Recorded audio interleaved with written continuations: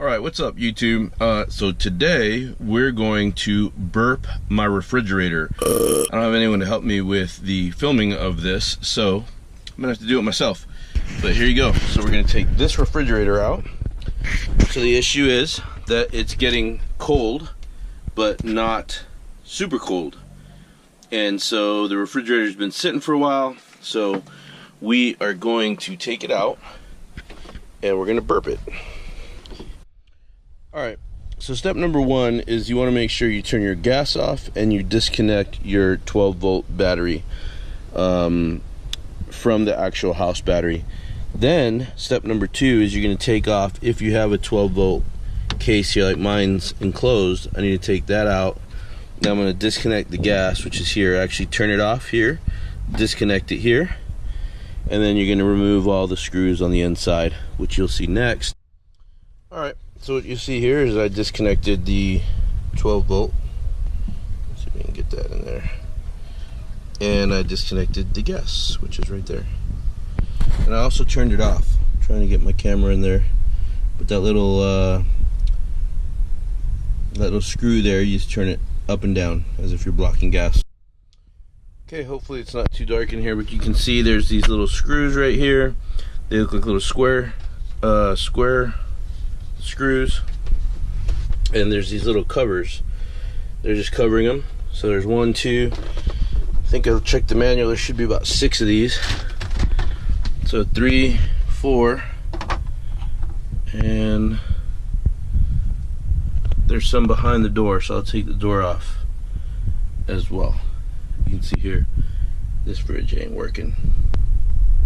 I just want to show you real quick, one of the things you may have to do is take the door off in order to reach these screws here. So I just take the door off there, and you know, you just take a couple, there's different ways to do it. Some people take this off.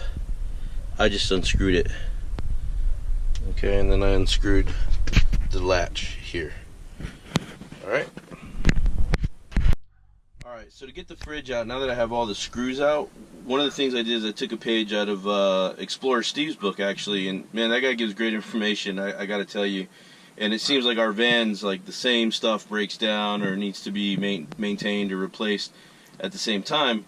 But I took this from him, which was at RVFridge. I think I picked these up for a few bucks. I don't even know what it was. But you're just gonna get these in and start prying out the fridge here. So I started prying it out a little bit, just pulling it, you know, evenly across. And then one other tip I'd give you that actually he didn't give on his is go to the back and push it.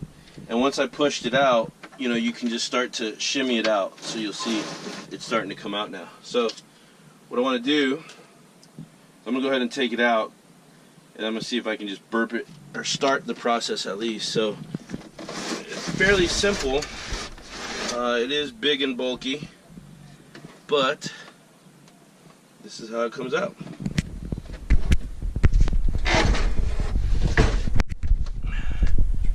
So that's it.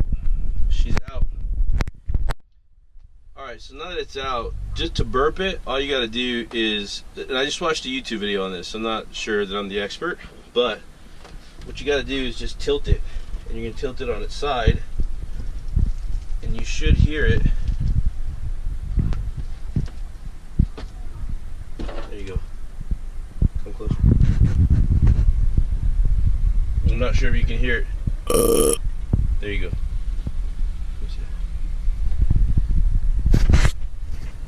What you'll hear here is in those coils, I heard it, you'll hear the ammonia basically starting to bubble or like move, like you can hear the liquid.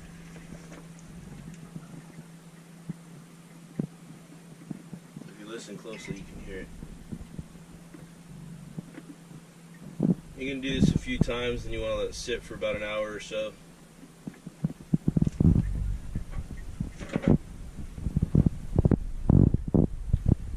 That's about it. I'm just going to keep turning it over and over. I'm going to turn it to that side. I might turn it upside down. But basically, I just want to get all the ammonia in there moving so that then it starts to cool efficiently. Trying to give you a better look here. Look at all these mud daubers. So we'll just clean all this up. I'm assuming those are some drain tubes or holes there. Well, it's kind of messy. Alright, but look, not a big deal, not very hard. There's your gas, DC, AC, easy. Anyone can do this. Okay, this fridge has been plugged in for about 12 hours now, a little over 12. I fixed the thermostat, and so let's see if it's cooling. It's actually been sitting in the sun this morning, unfortunately, and we are 39 degrees. Success. So last night the freezer was at like 10. I didn't put anything in here, but you can see it's iced over there. So we fixed it, saved $1,000. Alright, see you on the next video. You hear that? That's what we're listening for.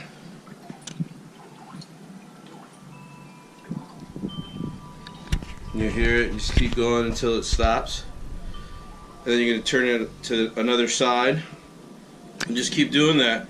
We just want to break everything up in here. That'll help with the cooling. Let's go ahead and back up.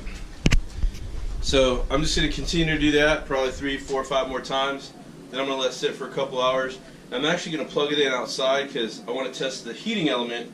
So right now it's upside down, but the heating element's in here for the AC. So what I'm going to do is I'm going to plug it in. I'm going to put it on AC. I want to test that heating element to see if it's working. Alright, thanks. Okay, so a couple things. One is I wanted to show you where the heating element goes.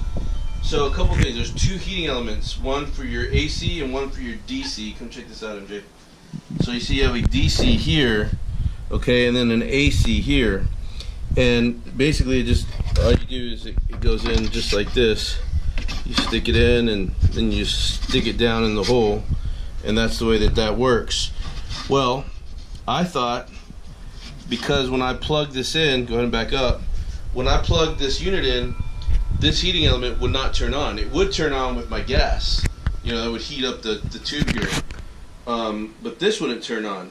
So 2 things were happening. One is, when I plugged it in, this would not get hot, which led me to believe that this was not working, this heating element. And when I turned the heat on, this would get hot, but the refrigerator wouldn't get very cold. And so what that meant to me was that I needed to burp it, right, in order for it to get colder. So that's why I've shown you guys how to burp it. Well, I was also going to replace this heating element. What I did is I took it to my local RV shop and I had them test this first before I ordered it, because they're very difficult to find, first of all, because this unit is so old. But they tested it and said this is good, which is great news for me, because that's like a $50 to $70 part delivered. So now I got to figure out where the problem is. So I'm assuming that it's just not getting power somewhere, and so I'm going to go back and troubleshoot it. But good news that it's not this, at least. So stay tuned. I'll give you more as I learn more. Alright guys, as you know, I was having issues with my little RV refrigerator, and listen, before I started having issues with this, I knew nothing about these refrigerators, the absorption units. I knew nothing about how all this stuff worked. I really didn't even know how to use this thing, which is a multimeter. And I only say this because most of the stuff with these RVs aren't that difficult. You can figure it out. And so, as you guys know, my heating element was good. I took it to the RV shop, and it tested good. And so that led me to go, okay, what's wrong with this thing? And I want to make this video so that you guys know the steps that you need to figure out what's wrong with the fridge. So the first step, if you come back here, is if everything's plugged in, you want to check this flute back here.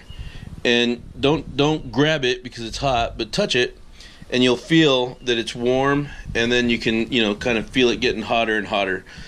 If there's absolutely no heat back there whatsoever, then obviously it's not going to cool, because the way this works is this heats up, it heats up the ammonia, and then it cools the fridge.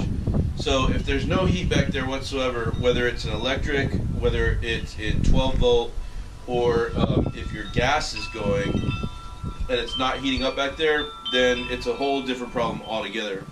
But if there is heat back there and it's not cooling inside, then that means that you probably have to burp it, right? So if you plug it in and you've got AC and it's on AC and it's heating up and it's just not cooling inside, then you probably have to burp it. If you've got the gas going and it's heating up back here on that flute, but it's not cooling inside, you got to burp it. Same thing with the 12 volt. If you ever use 12 volt, I probably will never use 12 volt, but if you do, that's the same situation there. Now in my case, when I plugged it in and I had it on AC or electric, it wasn't heating up at all. When I used the gas, it was heating up, but it wasn't cooling. So I had kind of two problems, right? I had to figure out, why is my heating element not heating up? And then when I have the gas on, why is it actually heating up but it's not cooling inside? So the not cooling inside, remember if I just told you, then I had to burp it, right? But I still had to figure out my heating element issue. And in order to do that, it's very simple. You've got a power cord, right? So you're going to check your power cord first and make sure that there's actually power getting to the switch in the back. So on mine, unfortunately it's underneath and I've got it going already, so I can't show you guys. But basically on mine, I just followed the power cord and figured out where the wires are going. You're going to have a green, you're going to have a black, you're going to have a white. The green's a ground, the black is power, and the white is neutral. So red goes to power, black goes to neutral. And what you do is you take your multimeter, you can get these at Lowe's or Home Depot, and you need the V with the squiggly. That's what's going to be power there. And I just followed it from the power cord, and wherever it was connected, I hit the red to the black cord and the black to the white cord, and I had power coming from this cord. So that was good. And then if you look on the switch, just follow the wires and you'll see. Now remember, I'm testing for electric, so your setting has to be on electric so that that switch is turned on. And I just jumped over, you'll see on your switch where it goes to the black and white cord. Touch that and I had power coming out. So I had power coming in, then I had power going out. Now from there, it basically just goes to your thermostat, and from your thermostat, it goes to your heating elements. Both, there's a flow where it goes to your 12 volt, and there's a flow where it goes to your 110 or your AC electrical. And you just got to find that. Find your operation manual, and you'll see how it flows. And so, long story short, when it went to the heating element, I tested it at the heating element, and at the heating element I wasn't getting power. So remember, I was only testing my AC because that's the one that wasn't working, and I wasn't getting power to that. So I needed to figure out somewhere between the power going out, I knew that was good, and then to the heating element there was no power. And so what I did is, in between that is just the thermostat. And so I unplugged the two wires going to the thermostat, and then I tested the thermostat. And what I learned is the two prongs on the thermostat, if you come back to your multimeter, you're gonna, it's called ohming it out. And what you're looking for is this little horseshoe looking thing. And when you have this reading here, it's just open, there's no real reading. Well, if you touch the thermostat, it should register a number like that. See how it registered something? Okay, now it goes from, this is called an open circuit, and then when it's closed, there's, in this particular case, no resistance, but on that thermostat there should be some resistance. And mine measured open, and so I knew that thermostat was bad, and that's how I figured it out. So I ordered the thermostat off, I think it's called RVPartsAnywhere.com, so shout out to those guys. About $70 to get it to me, a little bit more I think, but changed out the thermostat, hooked it all back up, and once the thermostat was changed, I hooked the power back into the thermostat, ran it to the heating element, tested it going to the heating element, and I had power. Now when on the heating element I was going to test the actual voltage, I had power to that, so I knew everything was good. And then my flute was getting hot in the back, And so then it was just a matter of giving it, 12, 24 hours to let the unit cool. And I'll show you the results of that whole thing, but for the most part, it all worked out. Okay, this fridge has been plugged in for about 12 hours now, a little over 12. I fixed the thermostat, and so let's see if it's cooling. It's actually been sitting in the sun this morning, unfortunately, and we are 39 degrees. Success. So last night the freezer was at like 10. I didn't put anything in here, but you can see it's iced over there. So we fixed it, saved $1,000. Alright, see you on the next video.